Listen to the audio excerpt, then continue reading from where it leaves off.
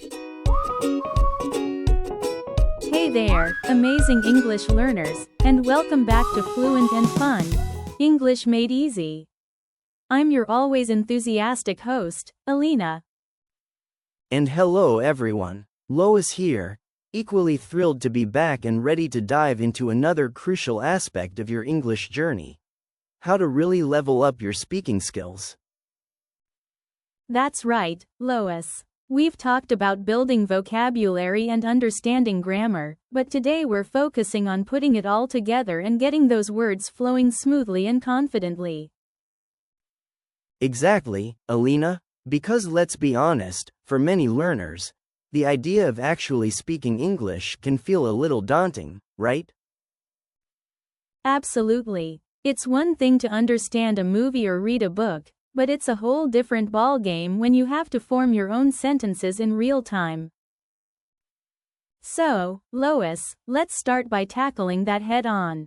Why do you think speaking English feels like such a hurdle for so many people? Well, Alina, I think a big part of it is that speaking is a physical activity, just as much as it is a mental one. Think about it. You're using muscles in your mouth, tongue, and throat in new ways. It's like learning to play a musical instrument. You can read all the sheet music you want, but until you actually practice playing the notes, you won't get any better. That's such a great analogy, Lois. So, if speaking is a physical skill, what are some of the best ways to actually get that mouth practice in? Repetition is key. Just like a musician practices scales, repeating English words and phrases aloud helps train your brain and your mouth to work together. One fantastic technique is using soundboards. You hear a native speaker say something, and you immediately repeat it, mimicking their pronunciation and intonation. Oh, I love that. It's like being an echo. And the great thing is, you can do this with practically any English audio you come across, podcasts, YouTube videos, even language learning apps. Just pick a short phrase and say it multiple times until it starts to feel more comfortable and natural. Exactly, and taking it a step further, recording yourself speaking is an incredibly powerful tool. Oh yes. It can feel a little strange at first to hear your own voice, but the insights you gain are invaluable. Absolutely. Take just a minute or two each day to talk about something simple. What you did today, your favorite hobby, anything at all, and then listen back. You'll start to notice patterns in your pronunciation, areas where you hesitate, or even words that you find tricky to say. And if you really want to supercharge this technique, try comparing your recording to a native speaker saying the same thing. You'll be able to pinpoint the differences in pronunciation, rhythm, and even the flow of speech. Love it. And speaking of real voices, one of the most crucial things you can do is to actually have conversations with people. Yes, it might seem obvious, but so many learners put this off until they feel ready or perfect. But here's a little secret: you'll never feel 100% ready. You just have to jump in and do it. And guess what?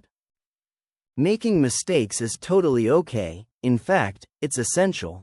It's how you learn and improve.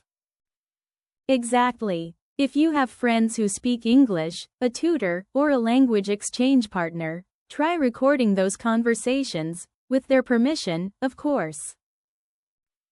Then, listen back and make notes on any words or phrases you struggled with. But what if you don't have someone readily available to chat with? Don't worry, you can still get valuable speaking practice by thinking in English. Oh, this is one of my favorite tips. Instead of constantly translating from your native language, try to start forming your thoughts directly in English.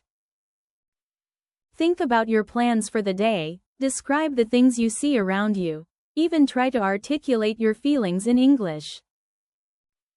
Exactly. For example, if you're in a coffee shop and see a delicious-looking pastry, instead of thinking in your native language and then trying to find the English words, try to describe it in English right away. It looks very sweet, it's round, and it has some kind of creamy filling inside. This really helps you break free from the translation trap and start building natural English sentence structures in your mind. Now, Alina, let's touch on a topic that often trips learners up: grammar. What role does grammar play in becoming a better English speaker? That's a great question, Lois. A lot of learners get so caught up in memorizing grammar rules that they become afraid to speak for fear of making grammatical errors. And that fear can be really paralyzing. But here's the thing: native speakers don't consciously think about grammar rules when they're talking. Instead of focusing solely on rules, try to learn common phrases and vocabulary in context. Yes. For example, instead of just memorizing the word excited, learn the whole phrase, "I'm so excited about," and try using it in different situations. This way, you're training your brain to think in complete, natural-sounding chunks of English. Absolutely. Now, Alina, let's address something that holds many learners back: the fear of making mistakes. Oh, this is so common. It's natural to feel a little embarrassed or nervous about saying something wrong. But the truth is, every single language learner makes mistakes, even advanced ones. It's an unavoidable part of the process. The key is to shift your mindset and start seeing mistakes as opportunities to learn rather than something to be ashamed of. Exactly. Instead of thinking, "Oh no, I said that incorrectly," try thinking, "Great.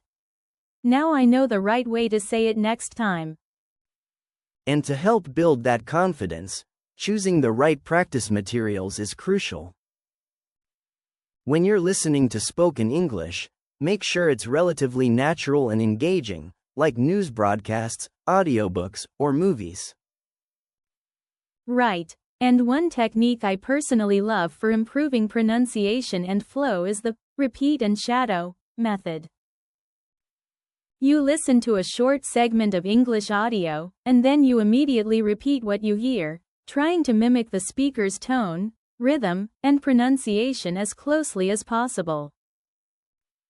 Yes, it's almost like singing along to a song, but with spoken English. It really helps you get a feel for the natural cadence of the language. Now, Lois, let's talk about expanding our vocabulary in a way that actually helps our speaking. Many learners think they need to memorize huge lists of isolated words. And that can feel so overwhelming and not particularly effective for speaking. It's much more beneficial to learn new words within the context of sentences and phrases.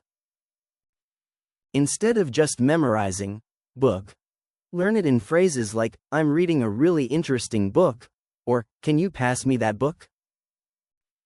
And another great tip is to write down new words in a full sentence rather than just a list of words and definitions. This helps you remember how to actually use them correctly. And don't be afraid to try using those new words in your conversations, even if you're not completely sure you're using them perfectly. The more you attempt to incorporate new vocabulary into your spoken English, the more natural they will start to feel. All right, Lois, we've covered so many great strategies. As we start to wrap up, what would be your ultimate piece of advice for someone who wants to speak English more fluently? Oh, that's a tough one, Alina. But if I had to give just one key takeaway, it would be this: just speak. Even if you feel nervous, even if you think you're not good enough yet, just keep talking. The more you do it, the better and more confident you will become. I couldn't agree more, Lois. It's all about putting yourself out there and practicing consistently. So, to all our listeners, embrace the journey, have fun with it, and never be afraid to speak.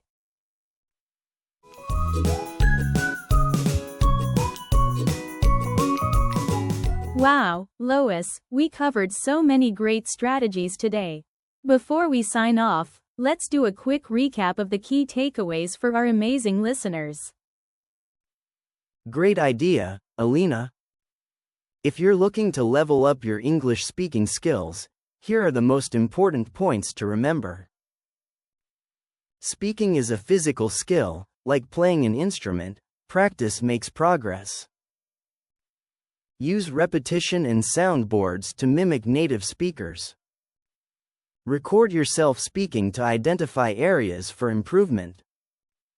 Have real conversations, don't wait to feel ready. Mistakes help you grow. Think in English to break free from translation. Learn grammar in context rather than obsessing over rules. Embrace mistakes as learning opportunities. Try the shadowing technique to improve pronunciation and fluency. Expand your vocabulary in context. Focus on phrases, not just single words. And most importantly, just speak. The more you do it, the more confident you'll become. That's right. Every word you speak is a step closer to fluency. Keep practicing, keep challenging yourself, and most importantly, have fun with it. If you found these tips helpful, don't forget to subscribe and leave us a review. And we'd love to hear from you. What's your biggest challenge when it comes to speaking English? Let us know in the comments.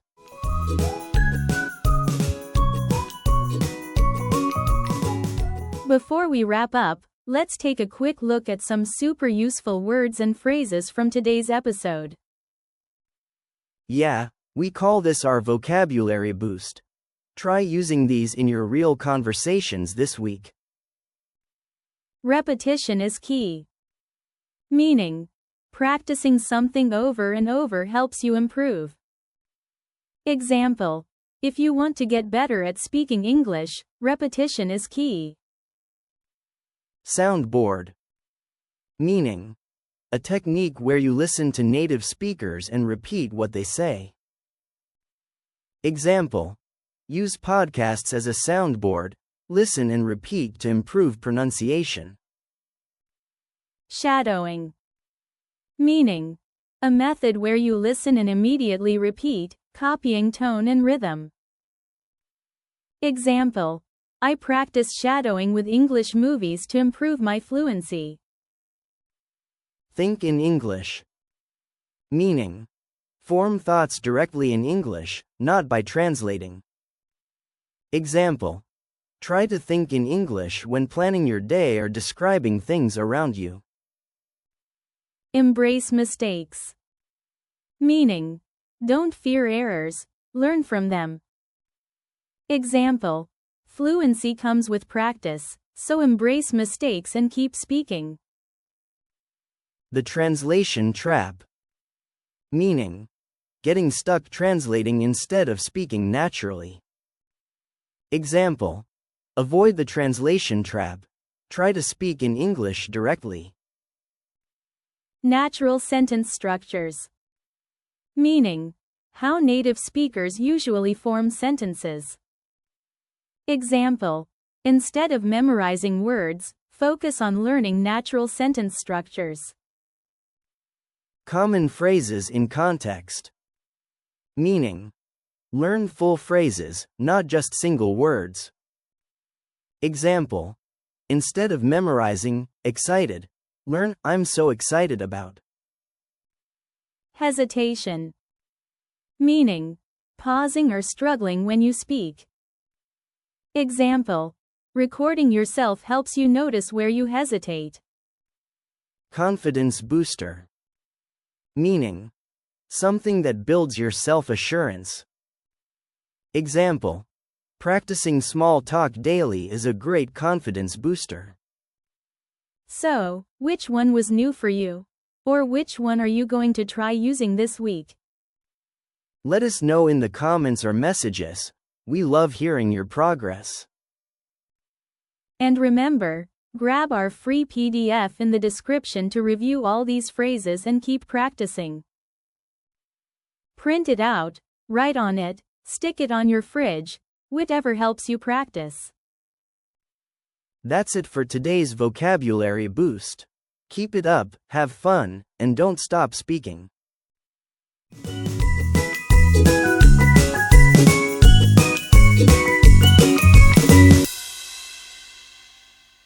And before we go, Want to take your English to the next level, even when you're not sure what to say? in our next episode, we're diving into something super helpful for sounding natural in conversations. Filler words. Yup. Words like, you know, I mean, well, and like. You hear them all the time in real-life English, and next time, we'll teach you how to use them right.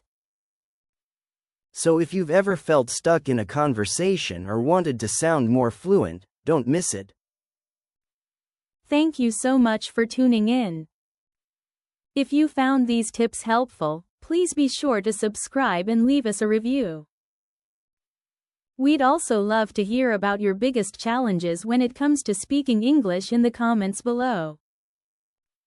And remember, every step you take, every word you speak, is a step closer to fluency. Keep going, and we'll catch you next time on Fluent and Fun, English Made Easy.